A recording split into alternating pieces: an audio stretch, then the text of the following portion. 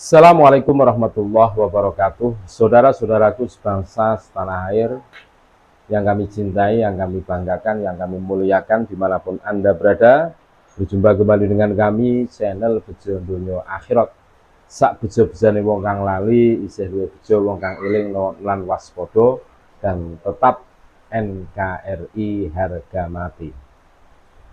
Sejarah yang dibelokkan oleh pengusung kastanisasi rasis penyembah berhala nasab ini harus diluruskan. Termasuk ini ada penemuan perwakilan golongan Arab kenapa jadi 4 padahal hanya 1. Ada apakah? Ini harus diluruskan. Upaya pelurusan sejarah nasional harus konsisten dilakukan agar negeri ini mampu memberikan warisan nilai-nilai luhur dari para pendiri bangsa kepada generasi penerus yang mampu memperkokoh jati diri bangsa.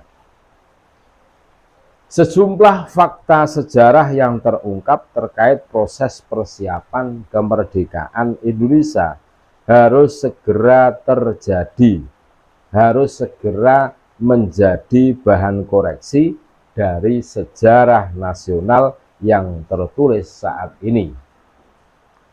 Agar apa? Agar nilai-nilai luhur yang ditanamkan para pendiri bangsa dapat dipahami secara utuh oleh generasi penerus. Peneliti budaya Tionghoa Indonesia, Udaya Halim, saat menjadi narasumber pada forum diskusi Denpasar 12 pada hari Rabu 24 Agustus 2023 mengungkapkan adanya penghilangan nama-nama etnis Tionghoa pada keanggotaan BPUPKI dalam catatan sejarah nasional Indonesia saat ini. Pada buku Sejarah Nasional Indonesia SNI edisi 1 dan 2 yang terbit pada 1975 dan 1977 disebutkan adanya 4 etnis Tionghoa dalam keanggotaan Badan Penyelidik Usaha-usaha Persiapan Kemerdekaan Indonesia atau kalau disingkat namanya BPUPKI.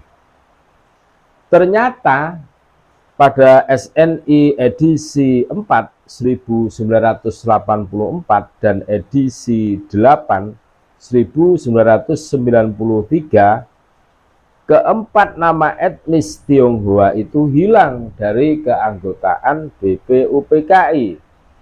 Malah tertulis 4 orang dari golongan Arab.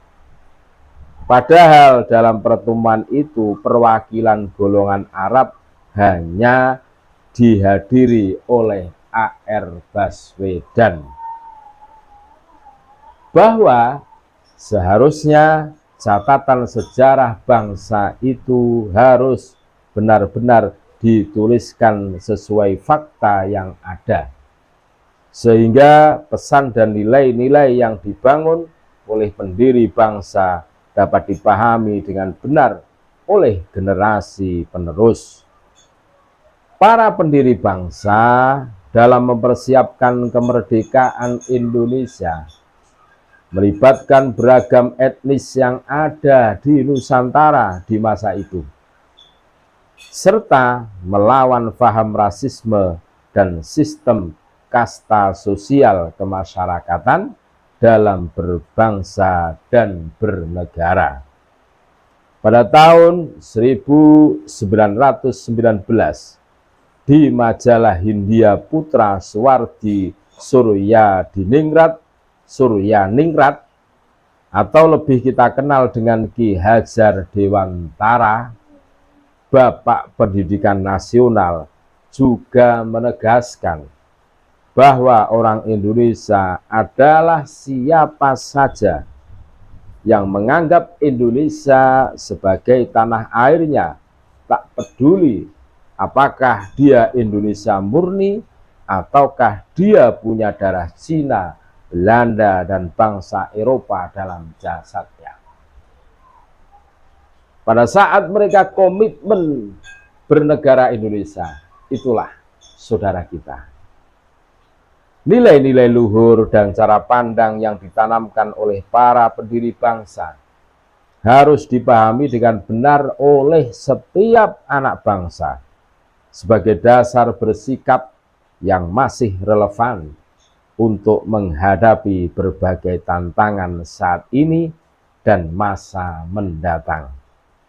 Kita sebagai generasi penerus sangat berharap kepada para pemangku kepentingan memberikan perhatian lebih serius terhadap berbagai upaya pelurusan sejarah di negeri ini dalam rangka membangun jati diri yang kokoh bagi setiap anak bangsa.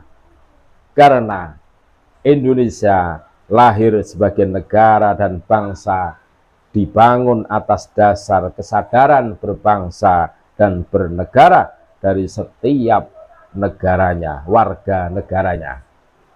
Dengan jati diri setiap anak bangsa yang syarat dengan nilai kebangsaan yang diwariskan oleh para pendiri bangsa, maka bangsa Indonesia akan mampu menjawab setiap tantangan zaman.